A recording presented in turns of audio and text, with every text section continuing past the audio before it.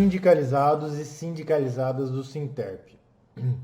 Estamos aqui nesse vídeo a tratar a respeito da nossa ação que foi protocolada no dia de ontem, conforme a gente já havia informado.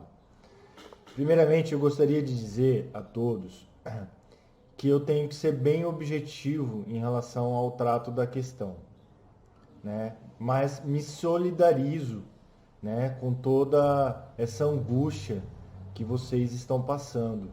Mas evidentemente eu, quanto advogado, tenho que ser muito fiel às informações e muito responsável ao passar essas informações, para que vocês tenham, né, a transparência e principalmente a objetividade daquilo que nós estamos fazendo, né? Então, por isso que quando muitos me perguntam a respeito dessa questão, as minhas respostas são sempre objetivas, para que as pessoas tenham clareza daquilo que nós temos como possibilidade, enquanto advogado, de informar e bem informar. Então, por isso que a gente não faz previsões, né, do que pode ou não acontecer. A gente tem que apresentar o resultado do que nós, enquanto advogados, enquanto escritório de advocacia, estamos fazendo. Então, nós protocolamos a ação, encaminhamos o comprovante de protocolo ao presidente Pedro Carlotto e inicialmente tenho que lhes dizer, né? Essa é uma ação que visa, evidentemente, reverter o desligamento. E aí eu apresento essa ação a vocês, né? É uma petição um tanto quanto cumprida, né? Ficaram 73 laudas. É uma ação em nome do sindicato, e o sindicato tem essa possibilidade, né, do que a gente chama de substituição processual, visa substituir, ou seja, visa que vocês todos sejam representados pelo sindicato. É uma ação civil pública de obrigação de fazer, né, com pedido de tutela provisória de urgência, antecipada com efeito inibitório. Inicialmente, eu tenho que aqui colocar: não entramos e não vamos entrar com mandado de segurança. É incabível, é incorreto e não tem como isso ser feito. Ao advogado que esteja orientando algum de vocês e você esteja passando essa orientação aos demais, eu lhe faço um desafio para que esse advogado possa reunir conosco, né, e apresentar a tese de que o mandado de segurança é cabível, tá? Tá lançado esse desafio aqui e agora, tá bom? Então não é cabível e por isso que nós não entraremos nessa furada, tá? Aquele que fala o que desconhece atrapalha muito quem está tentando alcançar um bom resultado. Então, nós estamos aqui a dizer que entramos com essa ação civil pública, né? E aí, evidentemente, que eu não vou passar todos os detalhes da petição, né? Mas eu queria dar a vocês segurança de que o melhor que pode ser feito em relação ao caso de vocês, nós fizemos. Com muito esmero, cuidado, atenção, dedicação, esforço, responsabilidade, né? E também com muita pesquisa, né? E aí é pesquisa de lei, de doutrina, de jurisprudência, para que vocês pudessem, como eu disse, ter a melhor defesa que é possível, tá?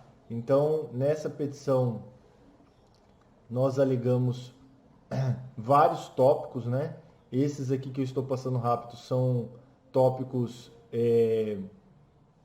preliminares que não vem ao caso de serem explicados a vocês porque são formalidades da petição em si, né? Para efeito de impedir que ela não seja tramitada, né? Por ser uma ação coletiva, evidentemente que esse cuidado se faz necessário. Então nós informamos ao judiciário que houveram as emissões das comunicações internas pela empresa, né? Especificamos aqui, como vocês estão vendo aí na tela maior, o print, né, dessas comunicações internas. E aí, evidentemente, que nós tratamos os dois motivos determinantes que estão contidos nessas comunicações internas. Quais sejam?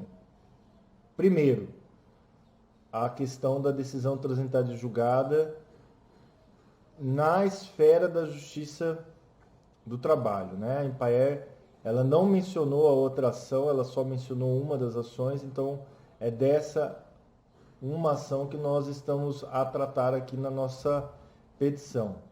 E quanto aos pareceres jurídicos da Procuradoria-Geral do Estado, tanto o 144 como o 612, né?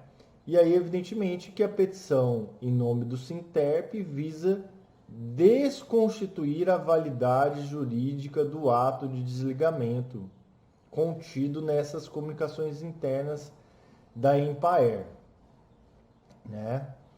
E aí, quais seriam os argumentos, né? Essa deve ser, de repente, a principal questão que nós tentaremos responder. Quais são os argumentos que nós apresentamos? Então, foram vários, a iniciar com o tópico da inexistência da coisa julgada. É um nome técnico para dizer o seguinte, que essa decisão que a Empaer está alegando, ela não poderia afetar a vocês, porque vocês não fizeram parte daquele processo.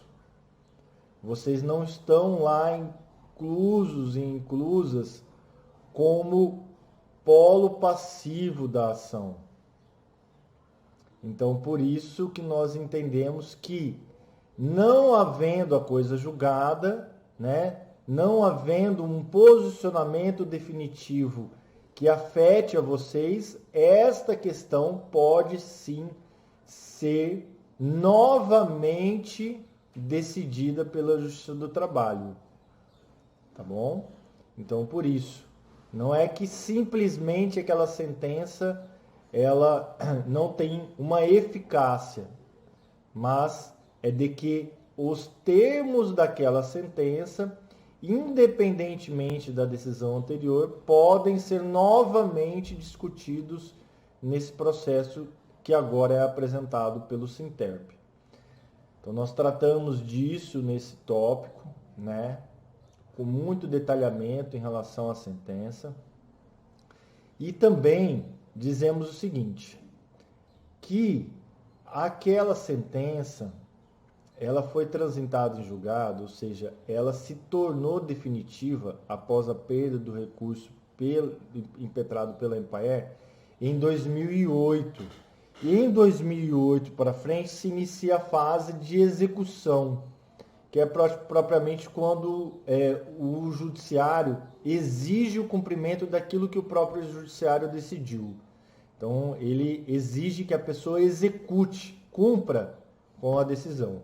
E essa fase de execução nessa ação, ela durou de 2008 até 2015. E em 2015, a execução foi extinta.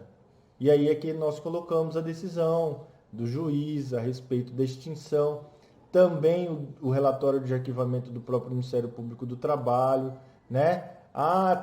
O print do andamento do processo, de que o processo foi arquivado, né, no dia 15/7/2015.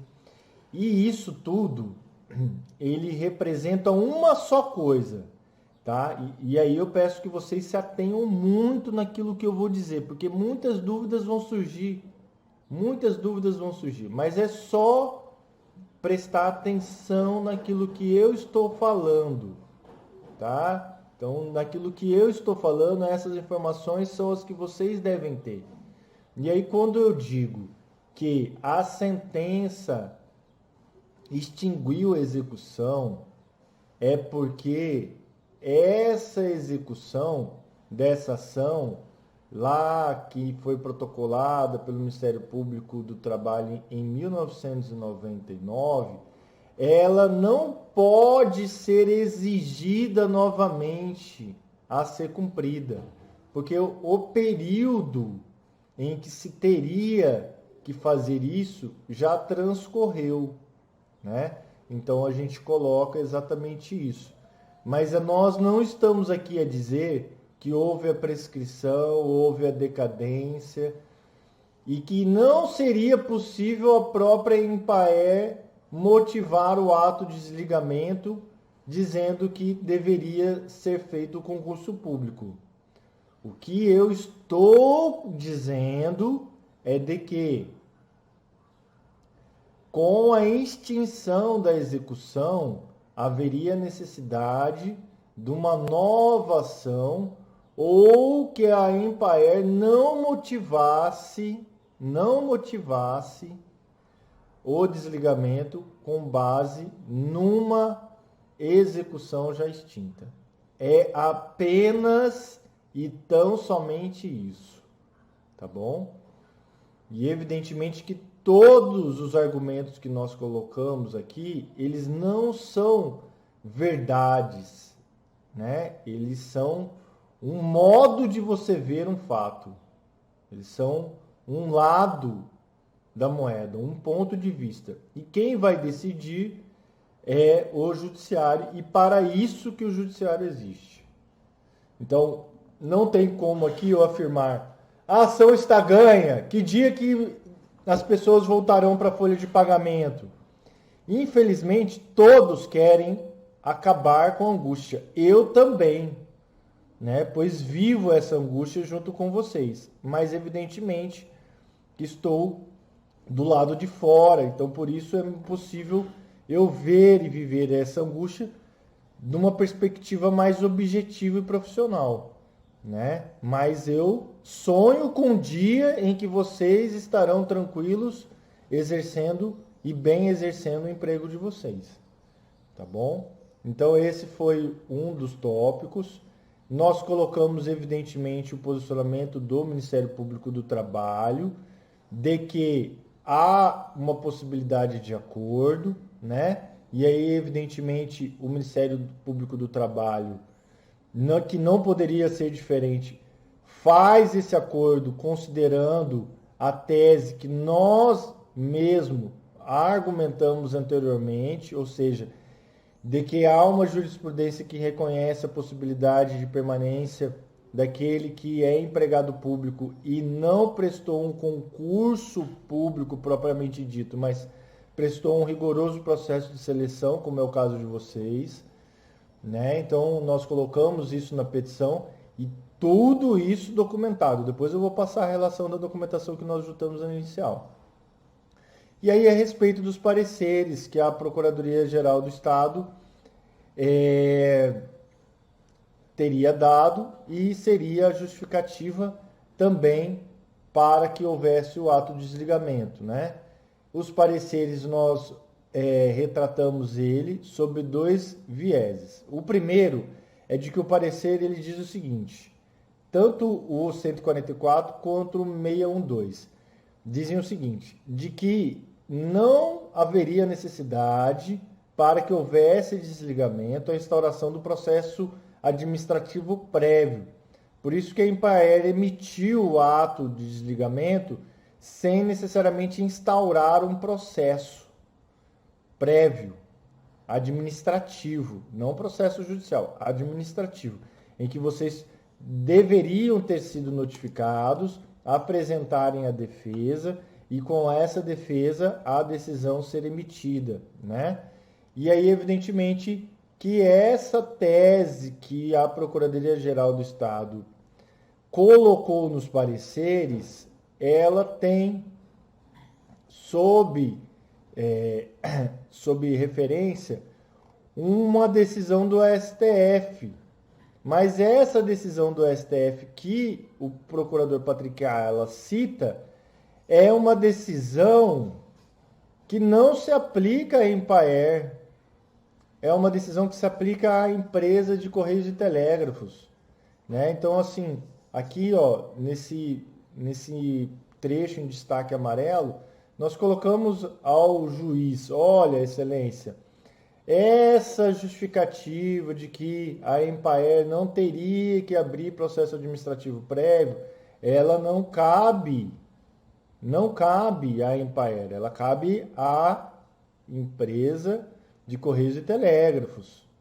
Então, por isso que nós estamos pedindo que você considere de que houve um erro formal no ato de desligamento, pois todos deveriam ter sido notificados a apresentarem a defesa para que isso pudesse ser dirimido em um processo administrativo prévio em que garanta a ampla defesa e o contraditório.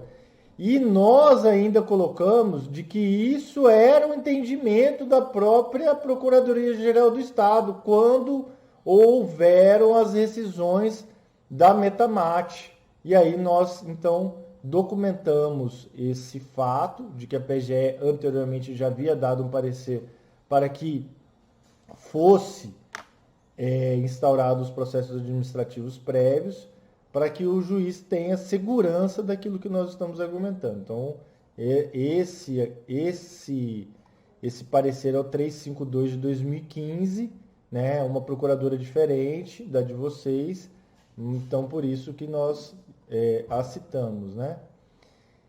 E aí, evidentemente, que nós colocamos a lei, a Constituição, que em todos os momentos, não poderia ser diferente, garantem, né, a necessidade do devido processo legal, né, e citações, inclusive, da jurisprudência.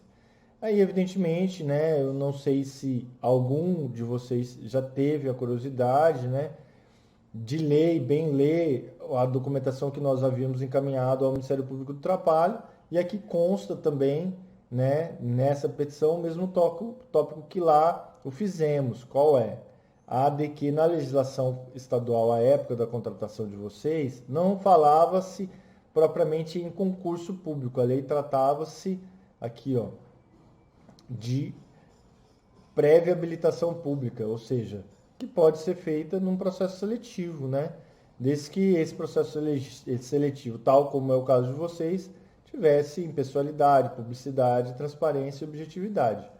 Então, nós citamos essa legislação da época, né? Citamos de que só a partir da Emenda Constitucional 1998 que houve, né, a resolução da dúvida quanto ser ou não ser aplicável, né, o concurso público como regra e regra rigorosa de ingresso de empregado público em sociedade de economia mista e empresa pública. E aí nós citamos, inclusive, os documentos, nós juntamos, né, os editais, as provas, os formulários, né, toda a documentação referente ao processo de habilitação, ao processo seletivo externo, né, e tratamos também da questão jurídica propriamente, de que há um posicionamento do STF em que se tem que é possível, né, você ter empregado público que não tenha feito um concurso público propriamente dito após 1988, né? E aí nós citamos toda a jurisprudência que nós aqui novamente citamos e todos já conhecem, né? E aí são esses os argumentos, né, em relação à peça. Evidentemente que citamos também a boa-fé de todos, né, que acreditavam que estavam sendo contratados da maneira correta, ninguém concorreu ou deu causa a essa irregularidade que agora se tem declarada, né, pela empresa unilateralmente, né? Então esse tópico trata sobre isso. E aí depois vem os pedidos. Os pedidos é para que, primeiro, via liminar, seja reconhecido o direito e se tem uma ordem judicial para que a empresa, a Empaer, abstenha-se de efetuar o desligamento até o trâmite final do processo. E, evidentemente, o pedido final do processo é para que vocês tenham direito a ter a permanência no emprego. Tá bom? Então, assim, eu gostaria de agradecer a confiança, gostaria de agradecer a atenção de todos, de todas. Eu volto a dizer, muitas dúvidas virão, né? Muitas dúvidas virão. É um momento de ansiedade, é um momento de dificuldade, tá? Eu tenho que responder, mas eu tenho que responder com objetividade, eu tenho que responder para que vocês tenham segurança naquilo que nós estamos fazendo, né? Eu não estou aqui para acalmar ânimos. Não tenho essa formação, não tenho essa possibilidade profissional de fazer isso. Sou advogado, o que eu tenho é que cumprir com o meu papel profissional de bem peticionar, é isso que estamos fazendo, tá? Então, essas dúvidas nós as tiraremos conforme é possível nós fazermos isso e percebemos a necessidade, né? Porque muitas das dúvidas são questões que são ligadas a um pouco de mais atenção necessária para saber aquilo que está sendo perguntado, né? Então, a decisão da liminar, ela tem um prazo médio, não há uma lei que determina, não há uma lei assim, a justiça tem que dar o prazo em 48 horas, tem que dar a decisão dela em 48 horas. Não há uma lei que determina isso. E, em média, essa decisão sai de 15 a 30 dias, né? Então, vamos aguardar para saber qual vai ser o posicionamento da justiça. Assim que nós o tivermos, lhes informaremos, tá bom? Então, a gente vai se falando mais no grupo aí. Valeu e que Deus ilumine a todos.